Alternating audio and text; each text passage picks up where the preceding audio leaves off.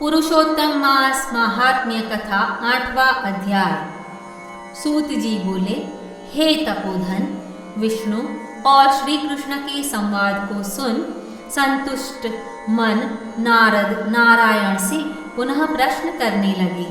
नारद जी बोले, हे प्रभु, जब विष्णु वैकुंठ चले गए तब फिर क्या हुआ? कहिए, आदि पुरुष कृष्ण और हरिसुत का जो संवाद है वह सब प्राणियों को कल्याणकार है।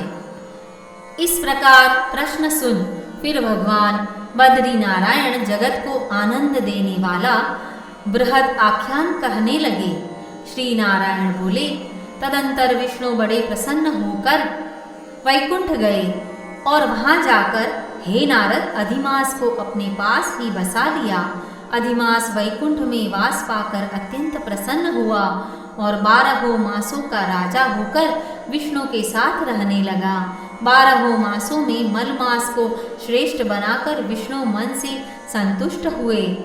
हे मुने, अनंतर भक्तों के ऊपर कृपा करने वाले भगवान युधिष्ठिर और द्रौपदी की ओर देखते हुए कृपा करके अर्जुन से यह बोले।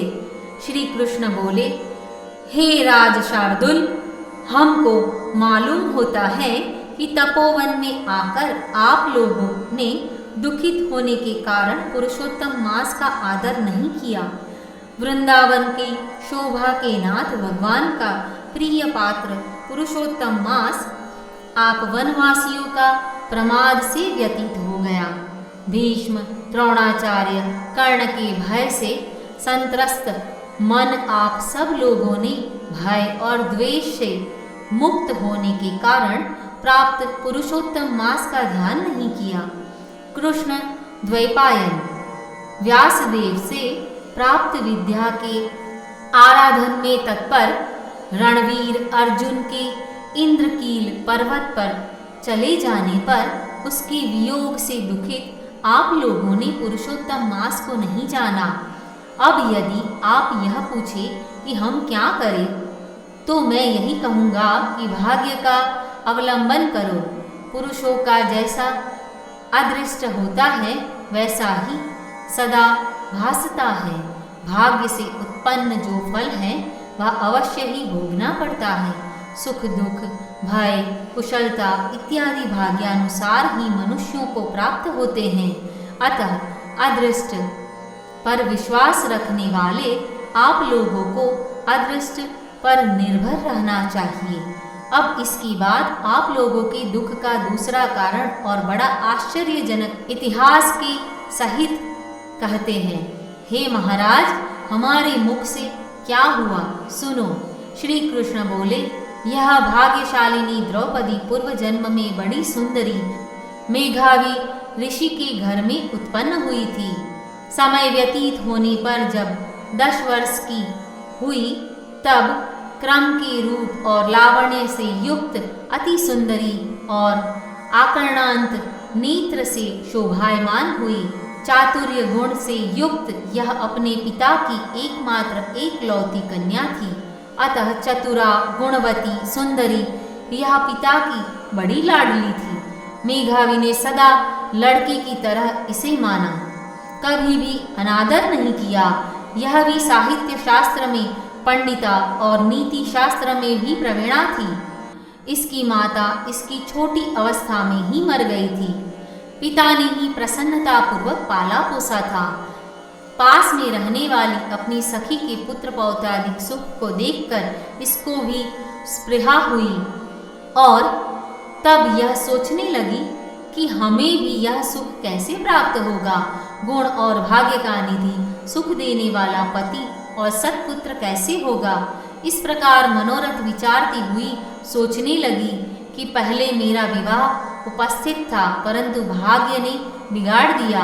अब क्या करने से अथवा क्या जानने से एवं किस देवता की उपासना करने से या किस मुनि के शरण जाने से अथवा किस तीर्थ का आश्रय करने से मेरी मनोकामना पूर्ण होगी। मेरा भाग्य कैसा सो गया कि कोई भी पति मुझको वरण नहीं करता है। पंडित भी मेरा पिता मेरे ही दुर्भाग्य से मूर्ख हो गया। बड़ा आश्चर्य है, विवाह का समय उपस्थित होने पर भी मेरे समान वर को पिता ने नहीं दिया। मैं अपनी सहेलियों के बीच में प्रमुख हूँ, परंतु कुमारी होने के कारण पति दुख से पीड़ित हूँ। जैसे मेरी सखियाँ पति सुख को भोगने वाली हैं, वैसे मैं नहीं हूँ।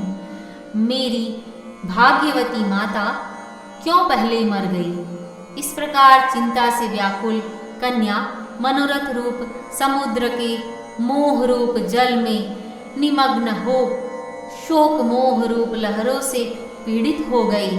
इसके पिता मेघावी ऋषि भी कन्यादान के लिए कन्या के समान वर ढूंढने के हेतु देश विदेश भ्रमण करने के लिए निकले, परंतु कन्या के अनुरूप वर न मिलने से अपने मनोरथ में निराश हुए। कन्या के और भाग्य से कन्यादान रूप संकल्प के पूर्ण न होने से दैव योग के कारण बड़ा भारी दारुण ज्वर उन्हें आ गया। सब अंग ऐसे फूटने लगे जैसे समस्त अंग टूट टूट कर अलग हो जाएंगे, और ज्वर की ज्वाला से व्याकुल हुए श्वासोच्छ्वास लेते महादारुण मूर्छा से मदिरा पान से उन्मत्त की तरह पैर लड़खड़ाते गिरते पड़ते किसी तरह घर में आए और आते ही पृथ्वी पर गिर पड़े।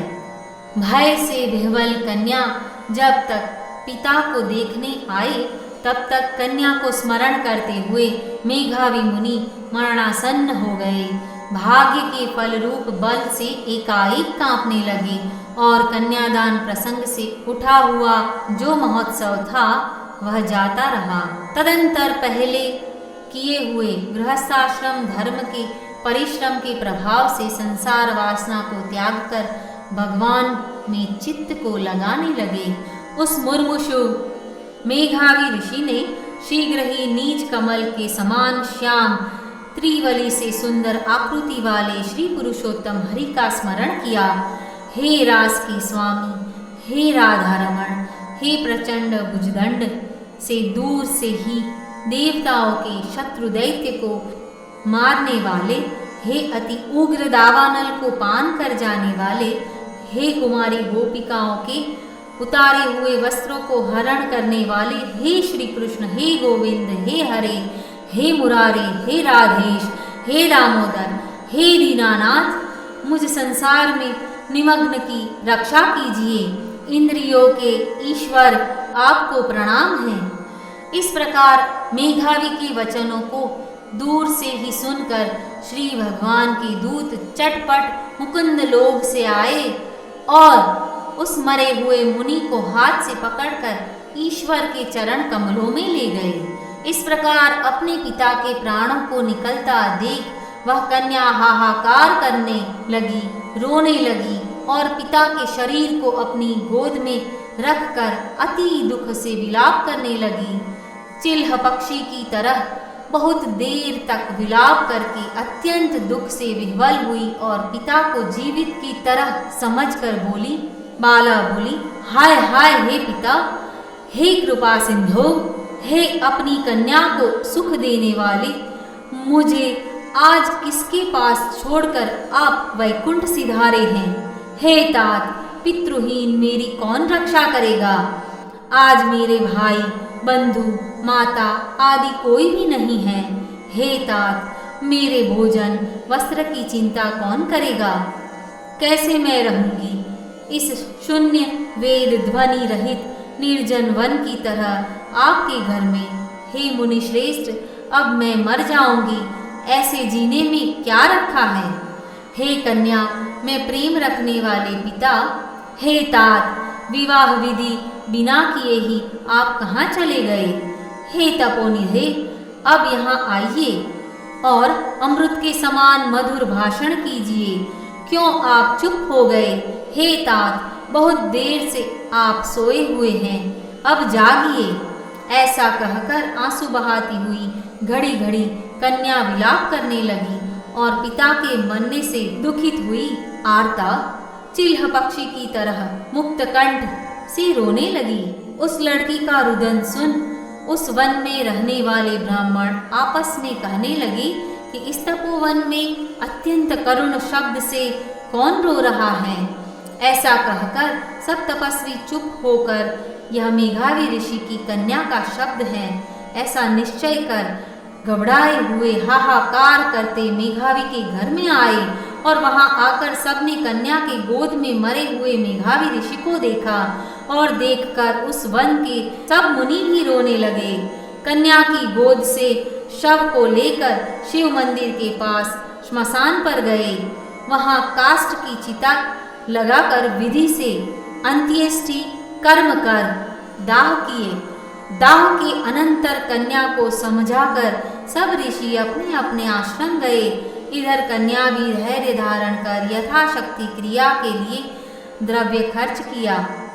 इस प्रकार पिता की मरण क्रिया को करके कन्या इसी तपोवन में निवास करने लगी और पिता के मरण रूप दुखाग्नि में जली हुई रंभा की तरह व्यथित होती हुई एवं बछड़े के मर जाने से जैसे गौ चिल्लाती हैं और खाती नहीं दुर्बल होती हैं, वैसे ही यह बाला भी दुखित हुई।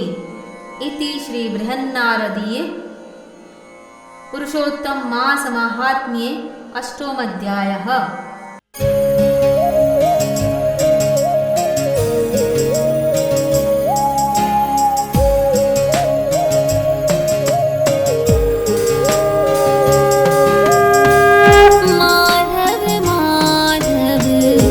नटवर माधव माधव माधव नटवर माधव। माधव माधव नटवर माधव माधव माधव नटवर माधव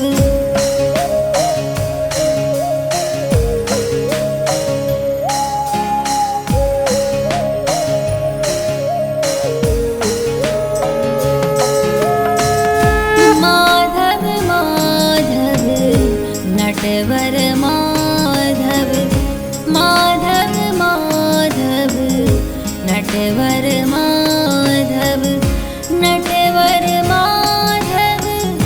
माधव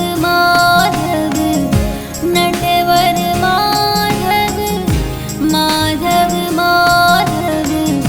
माधव माधव नटवर माधव माधव माधव नटवर माधव।